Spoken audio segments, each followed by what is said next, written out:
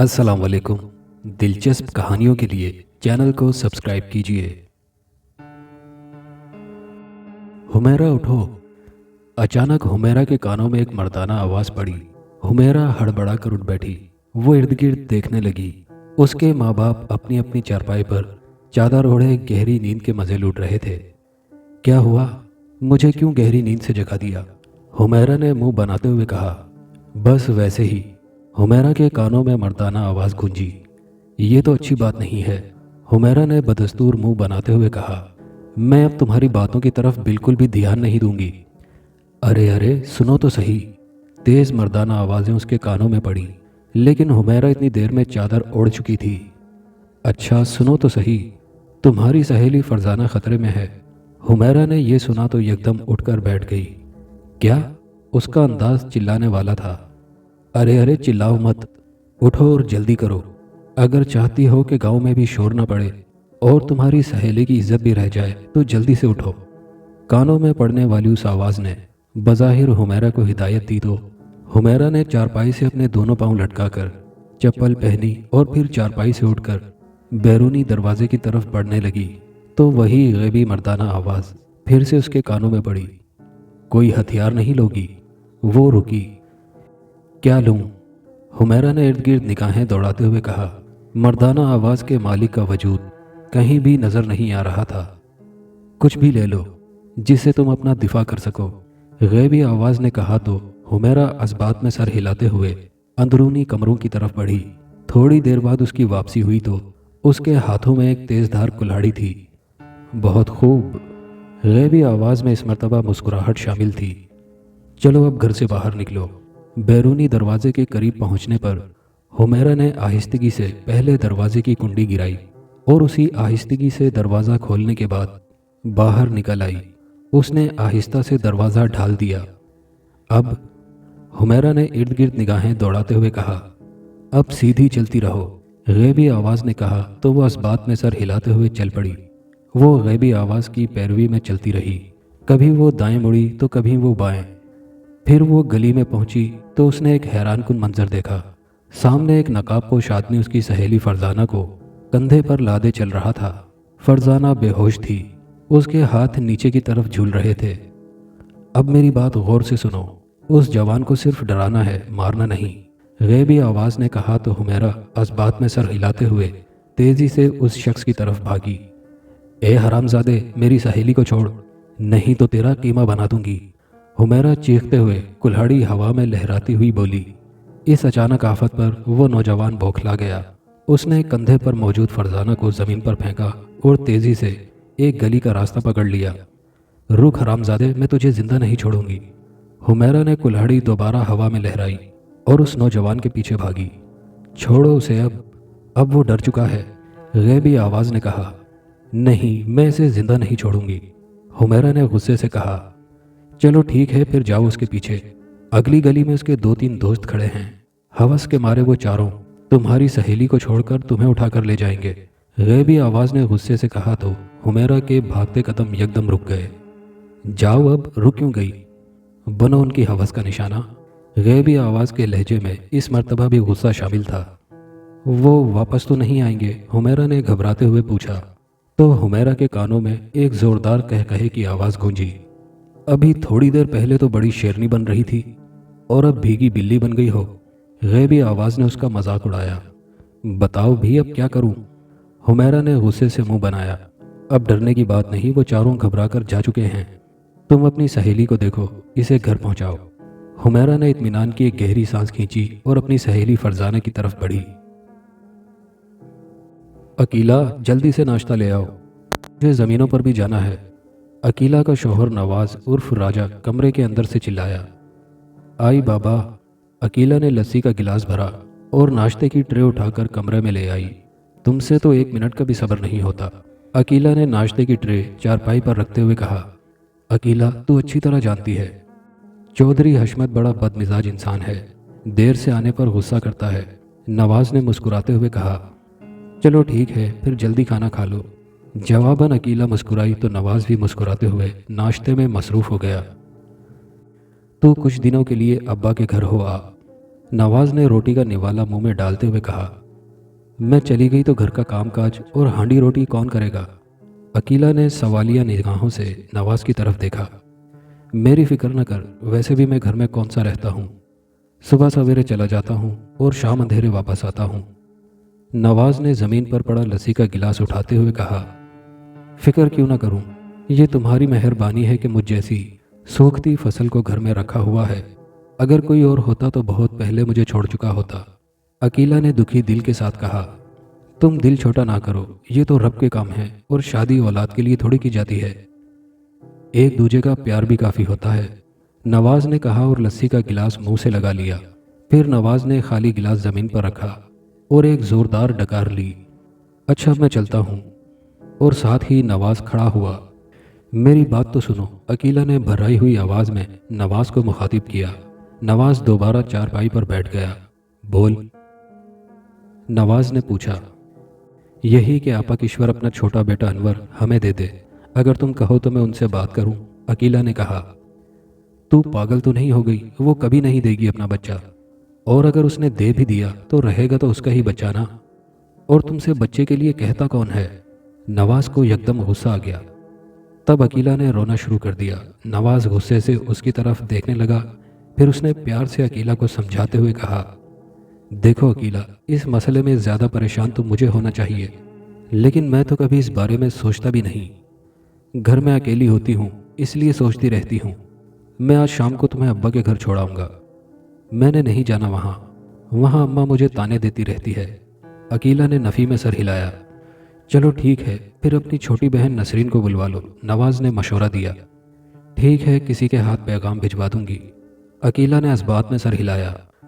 अच्छा, अब मैं चलता हूँ, और नहीं तो चौधरी गुस्सा होगा, नवाज ने कहा और कमरे से निकल आया।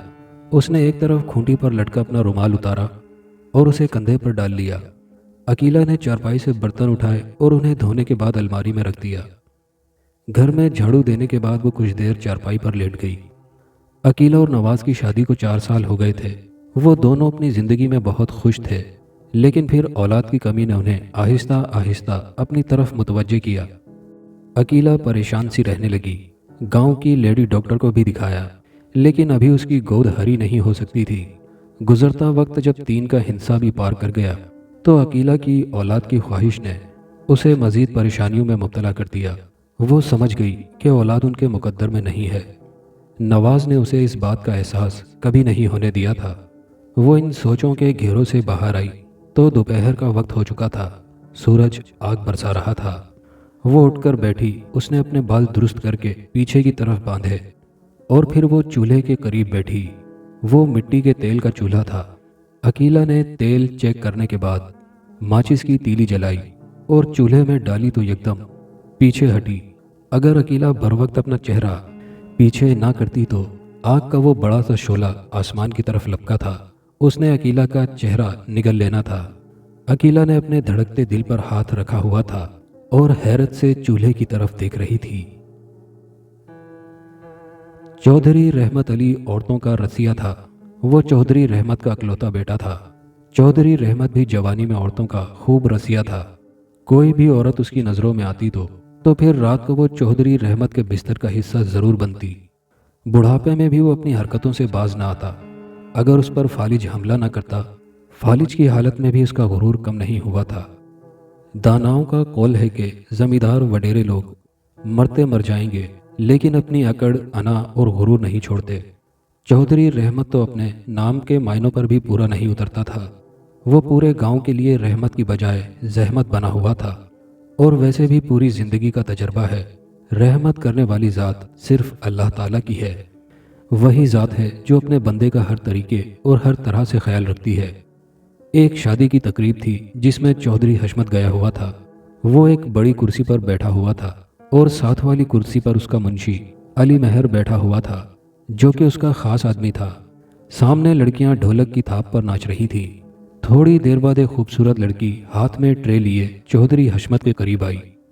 ट्रे पर शरबत के गिलास रखे हुए थे। वो लड़की जैसे ही ट्रे को चौधरी हशमत के आगे करने के लिए झुकी तो उस लड़की का दुपट्टा गिरेबान से सरक कर नीचे झूल गया। चौधरी हशमत की आंखें चमक उठीं। اور بے اختیار چौدھری حشمت کے منہ سے نکلا، ارے مار ڈالا ظالم نے۔ وہ لڑکی چودھری حشمت کی ہوس کو صاف سمجھ گئی۔ اس نے غصے سے چودھری حشمت کو گھورا اور الٹے پیروں واپس چلی گئی۔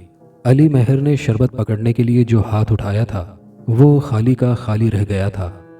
ارے یہ کیا چودھری صاحب، آپ نے میرا شربت کا گلاس واپس بھیج دیا؟ علی مہر دکھی لہجے میں بولا، او فکر کیوں کرتا ہے، مہر تو میرا شربت کا گلاس لے لے۔ اتنا کہہ کر چودھری حشمت نے اپنا شربت کا گلاس علی مہر کی طرف بڑھا دیا اور علی مہر نے جلدی سے گلاس پکڑا اور منہ سے لگا لیا۔ مہر، چودھری حشمت نے مونچھوں کو تاؤ دیتے ہوئے مہر کو آواز دی۔ جی چودھری جی، مہر مودبانہ لہجے میں بولا۔ یہ کس درخت کا پھل ہے؟ چودھری حشمت نے پوچھا۔ یہ شبیر کمہاری کی بیٹی ہے چودھری صاحب، فرزانہ، مہر نے بتایا۔ بڑی سونی ہے، چودھری حشمت نے مسکراتے ہوئے کہا۔ ہے تو واقعی بڑی سونی چودھری صاحب، مہر نے چودھری حشمت کی تائید میں سر ہلایا۔ کب ملاقات کرائے گا؟ چودھری حشمت نے مسکراتے ہوئے مہر کی طرف دیکھا۔ جب آپ حکم کریں چودھری صاحب، علی مہر نے کہا۔ بس تو پھر جلدی ہی یہ پھول ہمارے بستر پر ہونا چاہیے تاکہ میں اس پھول کی پنکھڑیاں نوچ سکوں، چودھری حشمت دانت بھینچتے ہوئے بولا۔ حکم کی تعمیل ہوگی چودھری صاحب، علی مہر نے خوشامدی لہجے میں کہا، اور چودھری حشمت اپنا سر کرسی کی پشت سے لگا کر مونچھوں کو تاؤ دینے لگا۔ حمیرہ گاؤں کی سب سے خوبصورت لڑکی تھی۔ غیبی آواز کا تعلق اس سے بچپن میں ہی جڑ گیا تھا۔ فرزانہ اس کی بچپن کی سہیلی تھی۔ جب اس نے پہلی مرتبہ اس آواز کو سنا تو اس وقت اس کی عمر 7-8 سال تھی۔ فرزانہ اور وہ چھٹی کے بعد گھر جا رہی تھی۔ حمیرہ، وہ دیکھ کچے آم۔ اچانک فرزانہ نے چہکتے ہوئے پیڑ پر لٹکے کچے آموں کی طرف اشارہ کیا۔ تو آم کھائے گی؟ حمیرہ نے اس سے پوچھا۔ پوچھ تو ایسے رہی ہے جیسے ابھی درخت پر چڑھے گی اور مجھے آم توڑ کر لا دے گی، فرزانہ نے طنزیہ لہجے میں کہا۔ تو بول تو صحیح، حمیرہ نے سنجیدہ لہجے میں کہا۔ چل ٹھیک ہے، درخت پر چڑھ جا اور میرے لیے آم توڑ لا، فرزانہ نے بظاہر اسے اجازت دے دی۔ حمیرہ نے کندھے پر لٹکا اپنا اسکول بیگ اتار کر فرزانہ کو پکڑایا اور درخت کی طرف بڑھی۔ اس نے اوپر سے نیچے درخت کی طرف دیکھا۔ چھوٹی بڑی ٹہنیوں سے وہ آسانی سے درخت پر چڑھ سکتی تھی۔ اس نے ایک نگاہ درخت سے تھوڑی دور کھڑی فرزانہ پر ڈالی اور پھر اس نے درخت پر چڑھنا شروع کر دیا۔ جلد ہی وہ اس ٹہنی کے قریب پہنچ گئی جس پر وافر مقدار میں آم لگے ہوئے تھے۔ وہ اس سے نچلی ٹہنی پر بیٹھ گئی۔ فرزانہ، حمیرہ نے فرزانہ کو آواز دی تو فرزانہ درخت کے نیچے آ گئی۔ میں آم توڑ کر پھینکتی ہوں، تو سنبھال، حمیرہ نے نیچے کھڑی فرزانہ کی طرف دیکھتے ہوئے کہا تو فرزانہ نے اس بات میں سر ہلا دیا۔ اسی وقت حمیرہ کے کانوں میں شاخ کے ٹوٹنے کی آواز پڑی جس پر وہ بیٹھی ہوئی تھی۔ حمیرہ کے منہ سے ایک زوردار چیخ نکلی۔ اس نے اوپری شاخ کو تھامنا چاہا پر دیر ہو چکی تھی۔ شاخ ٹوٹ چکی تھی اور وہ چیختی ہوئی تیزی سے زمین کی طرف چلی آئی۔ چیخ کیوں رہی ہو؟ کسی شاخ کو تھام لو، اچانک ایک مردانہ آواز اس کے کانوں میں پڑی۔ اس آواز نے اسے ہوش دلایا اور اس نے جلدی سے ایک شاخ کو تھام لیا۔ اس کے بازوؤں کو ایک زوردار جھٹکا لگا۔ تکلیف کے باعث اس کے منہ سے ایک زوردار چیخ نکلی اور اس نے شاخ کو چھوڑ دیا۔ اب وہ زمین کے کافی قریب تھی، اس لیے زمین پر گرنے کی وجہ سے اسے کوئی چوٹ نہ آئی، لیکن اس کے بازوؤں کو جھٹکا لگنے کی وجہ سے اس کے بازو بری طرح دکھ رہے تھے۔ رونے لگی۔ اب فرزانہ اس کے قریب آ چکی تھی۔ وہ ڈر کی وجہ سے درخت سے دور ہو گئی تھی۔ اللہ کا شکر ہے کہ تجھے کوئی چوٹ نہیں آئی، فرزانہ نے کہا۔ مگر تو گر کیسے گئی؟ شاخ ٹوٹ گئی تھی اس لیے گر گئی، حمیرہ نے روتے ہوئے کہا۔ لیکن تو اتنی اونچائی سے گری مگر تجھے چوٹ بالکل بھی نہیں آئی۔ حیرت ہے، فرزانہ واقعی حیران تھی۔ کسی نے مجھے آواز دی تھی کہ چیخ کیوں رہی ہو، کسی شاخ کو تھام لو، تو میں نے جلدی سے شاخ تھام لی، حمیرہ نے بتایا۔ کسی نے؟ فرزانہ حیران ہوئی۔ پر کس نے؟ یہاں تو میرے علاوہ اور کوئی نہیں ہے۔ حمیرہ نے ارد گرد نگاہیں دوڑائی، وہاں واقعی ان دونوں کے علاوہ کوئی نہیں تھا۔ ہیں؟ تو پھر مجھے کس نے آواز دی تھی؟ اگر وہ میرے کانوں میں نہ پڑتی تو میں سیدھا زمین پر آ گرتی، حمیرہ نے حیرانگی سے کہا۔ وہم ہوگا تیرا، فرزانہ نے کہا۔ ہو سکتا ہے، حمیرہ نے کندھے اچکائے۔ اس کے بعد دوبارہ یہ آواز اسے گاؤں میں لگنے والے میلے میں سنائی دی۔ اس کے ماں باپ اسے میلہ دکھانے کے لیے لائے تھے۔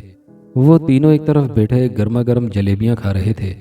ابا، میں بحری بیڑا دیکھنے جا رہی ہوں، हुमैरा ने अपने अब्बा से इजाज़त चाही।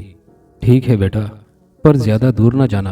अब्बा ने मुस्कुराते हुए उसे इजाज़त दे दी और फिर इजाज़त मिलते ही वो तेज़ी से उठी और हवा में उछलते बहरी बेड़े को देखकर खुश होने लगी। अचानक हुमैरा की नज़र एक रोते हुए बच्चे पर पड़ी। वो 6-7 साल का बच्चा जो अम्मा अम्मा कहता रो रहा था। मेले में गुम लोग उसकी तरफ मुतवज्जे नहीं थे। अचानक एक आदमी आगे बढ़ा और उस बच्चे को उठा लिया। अरे मेरा बेटा रो रहा है। वो आदमी प्यार से बच्चे के आंसू साफ करते हुए बोला। ना मेरा बेटा ना रो। हुमैरा उस आदमी की तरफ हैरत से देखने लगी। उस आदमी की बड़ी बड़ी मूछें थीं और चेहरे पर जख्मों के निशानात थे। लेकिन हुमैरा ने जो अहम बात नोट की थी वो ये थी कि उस आदमी ने जब से बच्चे को उठाया था उस बच्चे ने चुप करने की बजाय मजीद रोना शुरू कर दिया था। अगर वो शख्स उस बच्चे का बाप होता तो वो बच्चा उसी वक्त चुप हो जाता, लेकिन बच्चे ने तो मजीद रोना शुरू कर दिया था। मुझे तो ये चोर लगता है, हुमैरा ने खुद से हम कलामी की। तुम्हारा अंदाज़ा बिल्कुल ठीक है। एक जानी पहचानी मर्दाना आवाज़ हुमैरा के कानों में पड़ी। बिल्कुल, बेख्तियार हुमैरा के मुंह से निकला। फिर एकदम हैरत ने उस पर घेरा डाला। कौन हो तुम? उसने हकलाते हुए उस तरफ देखा जहां वो आदमी बच्चे को उठाए खड़ा था, लेकिन अब वो वहां नहीं था। हुमैरा का माथा ठनका। अरे वो बच्चा चोर कहाँ चला गया? हुमैरा परेशानी से बुड़बुड़ाई। अपने दाएं तरफ देखो, उस गैबी मर्दाना आवाज़ ने उससे कहा। हुमैरा ने दाएं तरफ देखा तो उसे वो आदमी नजर आ गया। जाओ उसके पीछे। सोच क्या रही हो, जल्दी करो, गैबी आवाज़ ने इस मर्तबा हुक्म दिया। हुमैरा तेज़ी से उस आदमी के पीछे चल पड़ी। हुमैरा ने देखा वो बच्चा अब कुछ खा रहा था जो शायद उस आदमी ने उसे दिया था। हुमैरा उस आदमी के पीछे चलती रही। वो आदमी अब मेले से बाहर निकल आया था और एक तरफ बने लातादाद खेमों की तरफ बढ़ गया। वो एक खेमे में चला गया। हुमैरा हल्के हल्के कदमों से उस खेमे के करीब आ गई। 9 बच्चे हो चुके हैं, खेमे के अंदर से मर्दाना आवाज़ आई, और 10 पूरे करने हैं। इस मर्तबा खेमे के अंदर से निस्वानी आवाज़ सुनाई दी। चलो एक मैं ले आता हूँ। खेमे के अंदर से मर्दाना आवाज़ सुनाई दी। मैं तो कहती हूँ इलियास को बुलवाओ और ये 9 बच्चे उसके हवाले करो। खेमे के अंदर अब जगह नहीं है, बाकी 10वां बच्चा कल उठा लेंगे। नहीं तो इस तरह गांव की पुलिस चौकन्नी हो जाएगी और हम पकड़े भी जा सकते हैं। बच्चों के वारिसों ने अब तक गांव के थाने में रिपोर्ट दर्ज करा दी होगी। पुलिस आएगी तो हमें आसानी से पकड़ लेगी। एक दिन में ही हमने 9 बच्चे उठा लिए हैं। ये 9 बच्चे इलियास के हवाले करते हैं, 10वां बच्चा कल उठा लेंगे। अंदर मौजूद औरत शायद खौफजदा थी। ठीक है, मैं इलियास को बुलाकर लाता हूँ, तुम इन बच्चों को कहीं छुपाओ। तुम्हारी बात दुरुस्त है, पुलिस छापा भी मार सकती है, अंदर से उस शख्स ने कहा जिसने मेले से वो बच्चा अगवा किया था। मैं इन्हें कहाँ छुपाऊं? यहाँ तो जगह भी नहीं है। औरत की आवाज़ आई। मैं तुम्हें बताता हूँ कि इन्हें कहाँ छुपाना है, मर्द ने कहा, और फिर खेमे में खामोशी छा गई। शायद वो दोनों अब आहिस्ता आहिस्ता आवाज़ में बातें कर रहे थे। हुमैरा ने परेशान निगाहों से इर्द गिर्द देखा, फिर उसकी नज़र कीचड़ पर पड़ी। उसने आगे बढ़कर एक हाथ कीचड़ में डाला और उस खेमे पर क्रॉस का निशान लगाकर मेले की तरफ बढ़ी। उसकी नज़र एक तरफ खड़े 2 कांस्टेबलों पर पड़ी। वो तेज़ी से उनकी तरफ भागी। हवालदार चाचा, हवालदार चाचा, हुमैरा उन कांस्टेबलों के करीब जाकर बोली। वो दोनों कांस्टेबल हुमैरा की तरफ मुतवज्जा हुए। जी गुड़िया, क्या हुआ? उनमें से एक सियानी उम्र का कांस्टेबल बोला। वो हवालदार चाचा, हुमैरा ने अभी इतना ही कहा था कि एक पुलिस जीप उन कांस्टेबलों के पास आकर रुकी। वो दोनों कांस्टेबल चौकन्ने हो गए। जीप में से एक उमर रसीदा इंस्पेक्टर उतरा। चौकस हो जाओ, मेले से बच्चे अगवा हो रहे हैं। कोई गिरोह है जो बड़ी तेज़ी से बच्चों को अगवा कर रहा है। 7 रिपोर्टें थाने में दर्ज कराई जा चुकी हैं। इंस्पेक्टर ने दोनों कांस्टेबलों को हुक्म देते हुए कहा।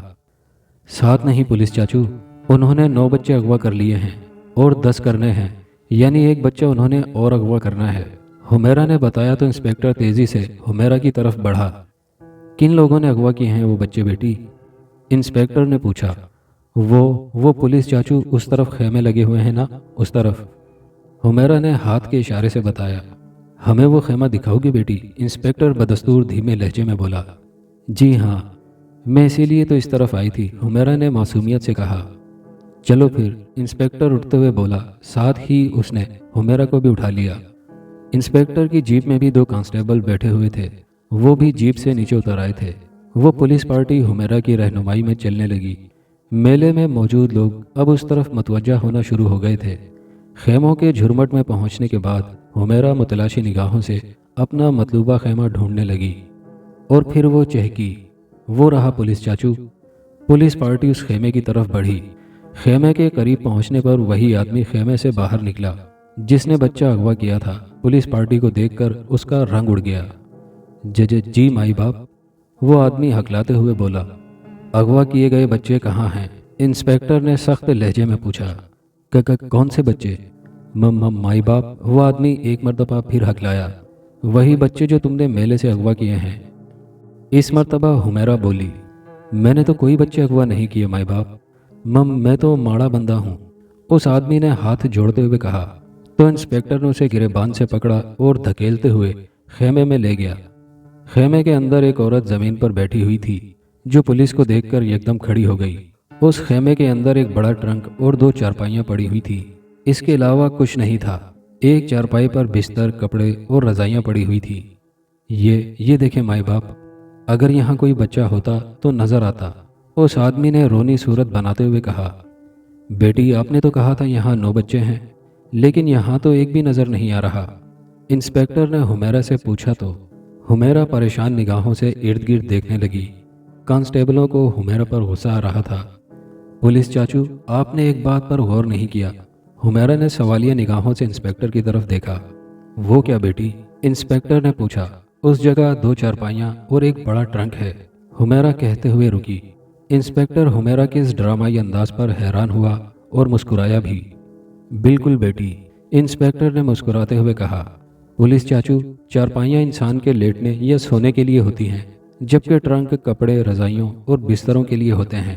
لیکن انسپکٹر چاچو، ٹرنک کا سارا سامان تو ان چارپائیوں پر پڑا ہے، تو سوچنے والی بات یہ ہے کہ اس ٹرنک میں کیا ہے؟ حمیرہ نے ایک حیران کن اور ذہانت بھرا نکتہ اٹھایا۔ انسپکٹر حمیرہ کی بات کا مطلب فوری سمجھ گیا۔ ویری گڈ بیٹی، انسپکٹر مسکراتے ہوئے ٹرنک کی طرف بڑھا۔ ٹرنک پر تالا تھا۔ خیمے میں موجود اس آدمی اور عورت کا رنگ پھیکا پڑ چکا تھا۔ اس تالے کی چابی کہاں ہے؟ انسپکٹر نے اس آدمی سے مخاطب ہوتے ہوئے پوچھا۔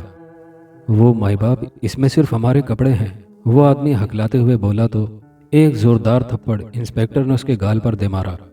میں نے تم لوگوں سے پوچھا کہ اس میں کیا ہے؟ انسپکٹر اس آدمی کو کالر سے پکڑتے ہوئے جھٹکے دیتے ہوئے بولا۔ وہ میرے پاس ہے مائی باپ، میں آپ کو دیتی ہوں۔ خیمے کے اندر موجود عورت گھبراتے ہوئے بولی۔ شاید وہ اس آدمی کی بیوی تھی۔ اس نے اپنے گریبان سے چابی نکال کر انسپکٹر کی طرف بڑھا دی۔ انسپکٹر نے تالے میں چابی گھما کر تالا کھولا اور پھر ٹرنک کا ڈھکنا اوپر کیا۔ ٹرنک کے اندر ایک دل دہلا دینے والا منظر انسپکٹر کا منتظر تھا۔ ٹرنک کے اندر کئی بچے اوپر نیچے پڑے ہوئے تھے۔ اس آدمی نے بچوں کو ٹرنک میں ایک دوسرے کے اوپر رکھا ہوا تھا۔ یہ منظر دیکھ کر انسپکٹر چکرا گیا اور کانسٹیبلوں سے کہا کہ وہ ان بچوں کو باہر نکالیں۔ انسپکٹر اس چور کی طرف بڑھا۔ حرام زادے، اگر یہ بچے مر جاتے تو؟ او کمینے انسان، تیرے سینے میں دل کی جگہ پتھر ہے کیا؟ انسپکٹر نے بے اختیار اسے مارنا شروع کر دیا۔ وہ آدمی مار کھاتے کھاتے زمین پر جا گرا تو انسپکٹر نے اسے اپنی ٹھوکروں پر رکھ لیا۔ مائی باپ رحم کریں، وہ عورت انسپکٹر کے پاؤں پڑتے ہوئے بولی۔ انسپکٹر نے اس آدمی کو چھوڑا اور اس عورت کی طرف دیکھتے ہوئے بولا، تو ایک عورت ہے، تو بھی اس کمینے کے ساتھ اس گھناؤنے کام میں شامل ہے۔ پھر ان دونوں کو حوالات میں بند کر دیا گیا اور ان بچوں کو ان کے والدین کے حوالے کر دیا گیا، اور پھر حمیرہ کو انعام و اکرام سے نوازا گیا۔ دوستو، یہ کہانی ابھی جاری ہے۔ اس کا اگلا حصہ اگلی ویڈیو میں ملاحظہ کیجیے گا، اور دوستوں سے گزارش ہے کہ چینل کو سبسکرائب کرنا مت بھولیے گا۔